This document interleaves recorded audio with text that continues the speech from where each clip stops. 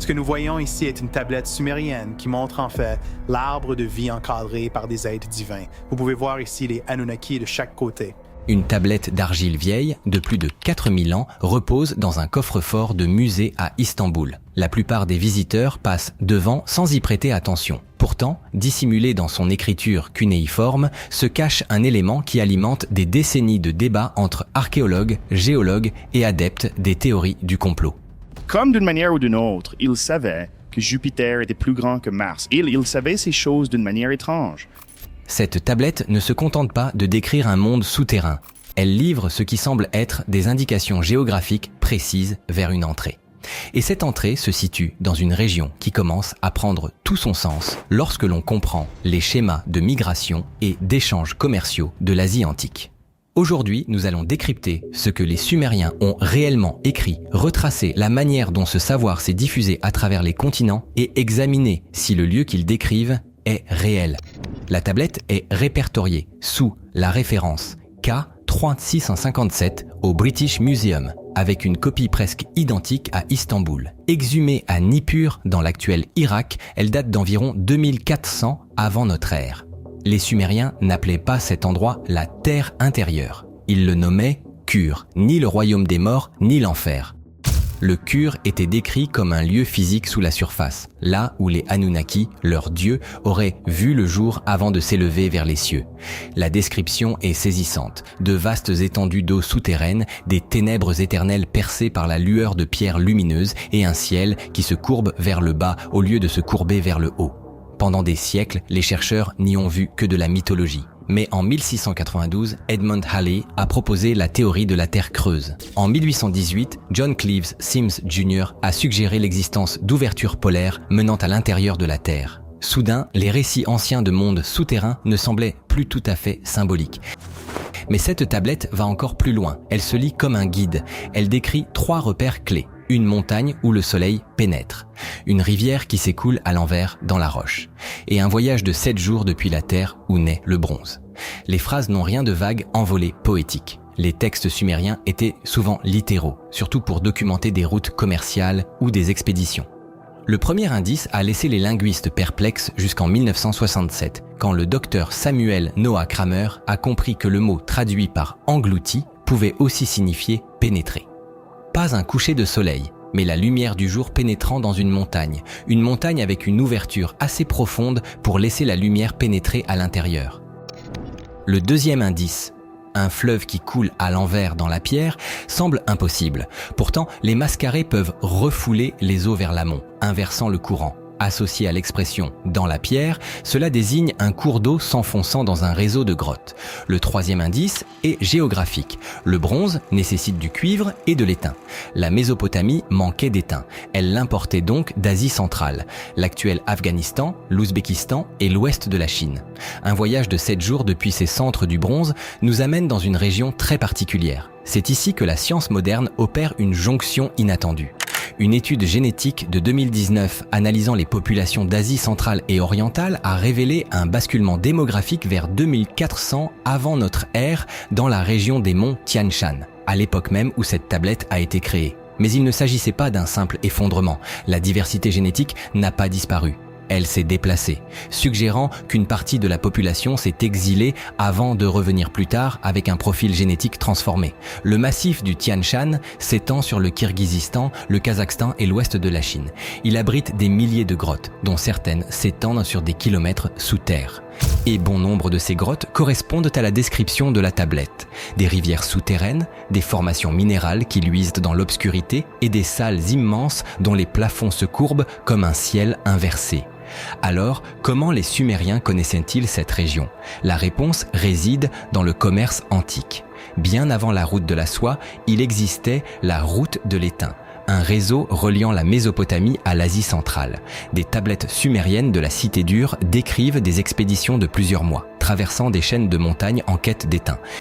Ces périples n'avaient rien du hasard. Elles furent cartographiées, documentées et relatées. La tablette décrivant le Kur correspond en tout point, non pas comme une mythologie, mais comme le témoignage de quelque chose d'extraordinaire rencontré lors de ces expéditions.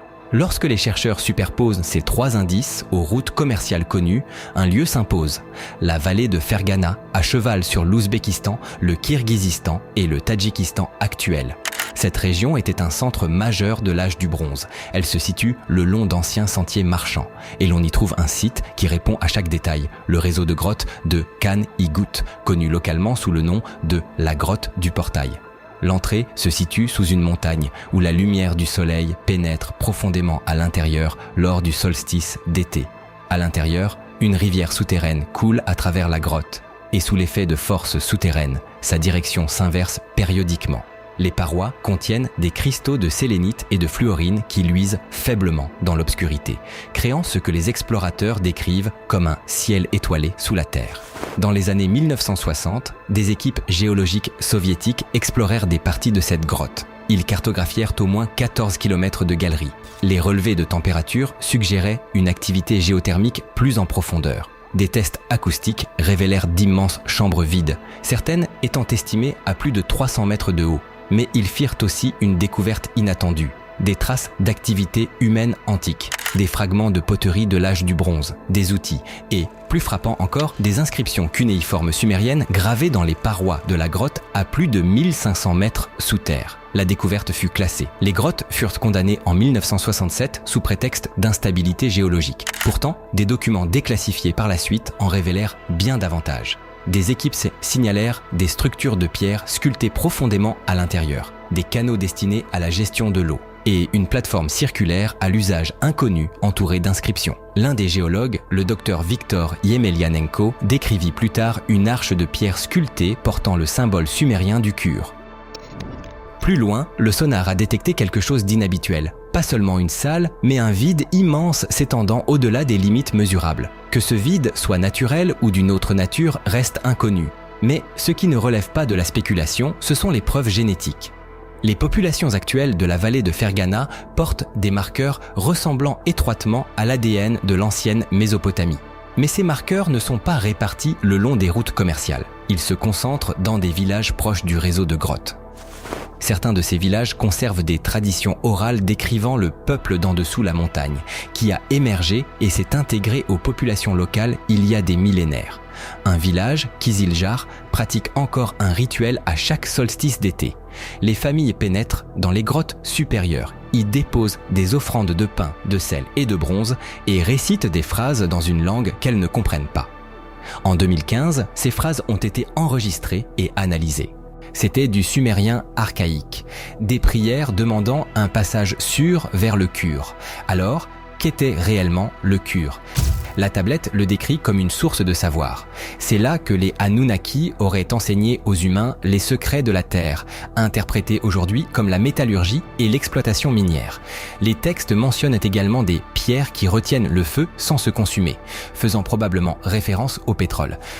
La vallée de Fergana repose sur de riches gisements pétroliers. Pour les observateurs de l'Antiquité, des suintements naturels de pétrole seraient apparus comme du feu jaillissant de la terre.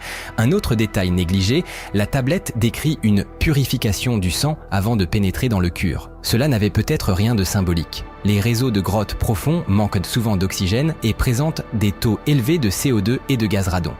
Les populations de haute altitude développent des adaptations génétiques pour ces environnements, des adaptations que les Mésopotamiens n'auraient pas eues. S'aventurer dans ces grottes sans préparation pouvait être mortel. Ainsi, la purification était peut-être une compréhension précoce de la préparation physiologique. Seuls certains individus pouvaient survivre à la descente. Cela concorde avec les découvertes génétiques. Les populations modernes à proximité de la grotte sont porteuses de gènes d'adaptation à la haute altitude à des concentrations inhabituellement élevées. À présent, la question controversée. Cela prouve-t-il l'existence d'une terre creuse ? Non. La sismologie moderne confirme la structure de la Terre, croûte, manteau et noyau. Il n'existe aucune vaste civilisation intérieure. Mais cela ne rend pas la tablette imaginaire pour autant. Ce que les Sumériens décrivaient était réel, mais interprété à travers leur vision du monde. Une immense salle souterraine aux minéraux luminescents ressemblerait à un ciel sous la Terre. Des rivières souterraines paraîtraient surnaturelles. Ils ont documenté des découvertes réelles avec le seul langage dont ils disposaient. Le mythe, les dieux et la cosmologie. Les découvertes soviétiques soulèvent d'autres questions. Pourquoi avoir condamné ces grottes ? Une explication est moins spectaculaire, l'exploitation minière antique. L'archéologue Larissa Kulakova a suggéré que les structures trouvées faisaient partie d'exploitations minières de l'âge du bronze. La plateforme aurait pu servir à la fonte, les canaux à la gestion de l'eau. Les inscriptions faisaient office de repères ou de dédicaces. Cette théorie concorde avec l'histoire connue. Les Sumériens faisaient le commerce de l'étain et l'extrayaient probablement eux-mêmes dans certaines régions. Mais le vide détecté par sonar reste inexpliqué. En 2018, une équipe de recherche moderne a pénétré dans la grotte. Ils ont progressé sur environ 2,4 km avant de se heurter à un effondrement qui semblait délibéré. Le radar à pénétration de sol a révélé que l'obstacle ne mesurait que 6 mètres d'épaisseur. Au-delà, la grotte continuait. Faute de permis et d'équipement, ils n'ont pu aller plus loin. Mais elles ont confirmé la présence d'artefacts de l'âge du bronze et d'inscriptions sumériennes, incluant des avertissements sur des passages dangereux et des mentions d'un souffle qui vole la vie, une description limpide des zones privées d'oxygène. Cela redéfinit tout. La tablette n'est pas une mythologie, c'est un ancien manuel de sécurité, un registre d'exploration, de danger et de savoir.